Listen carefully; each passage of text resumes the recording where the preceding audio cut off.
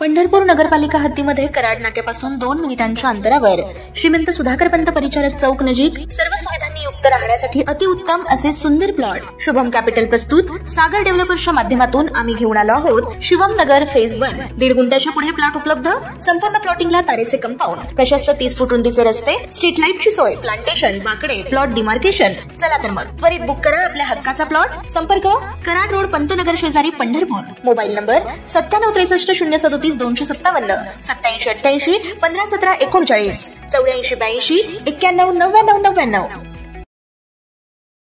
ताज्या घडामोडी पाहण्यासाठी आमच्या YouTube चॅनलवरील PVR म्हणजेच पंढरी वार्ता या न्यूजला सबस्क्राइब करा आणि शेजारील बेल आयकॉनवर क्लिक करा। नमस्कार,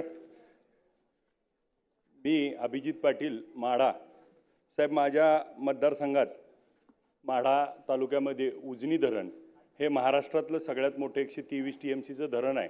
उजनी धरणावरती पर्यटन स्थळ डेव्हलप व्हावं म्हणून त्या ठिकाणी सरकारकडे अभिभाषणात देखील तो मुद्दा होता, परंतु त्याच्यावरती निधीची उपलब्धता प्रत्यक्षात झाली, परंतु काम मात्र अजून चालू नाही। आणि उजनी धरण हे खूप मोठ्या पद्धतीचं त्या ठिकाणी धरण आहे, त्याला जमीन आहे, सगळी यंत्रणा आहे आणि पुण्यापासून जवळ असल्यामुळं वीकेंडच्या कन्सेप्ट माध्यमातून त्या भागाची इंडस्ट्री ग्रो होईल। सोलापूर जिल्ह्याची वरदायीन ठरलेल्या उजनी धरणावर पर्यटन स्थळ व्हावं यामुळे मोठे अर्थकारण या भागासाठी उपलब्ध होईल, यासाठी माढा विधानसभेचे आमदार अभिजित पाटील यांनी नागपूर अधिवेशनामध्ये उजनी धरणावर पर्यटन स्थळ व्हावे म्हणून आवाज उठवला होता।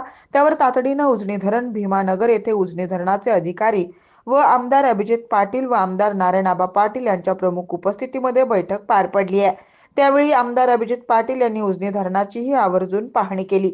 यावेळी जिल्हा परिषदेचे सदस्य भारत शिंदे, राष्ट्रवादी काँग्रेस शरद पवार पक्षाचे संजय कोकाटे, भारत पाटील, नितीन कापसे, सरपंच प्रमोद कुटे, DVP बँकेचे चेअरमन औदुंबर महाडिक, नाना महाडिक, सौदागर जाधव यांच्यासह अनेक पदाधिकारी, कार्यकर्ते, अधिकारी उपस्थित होते।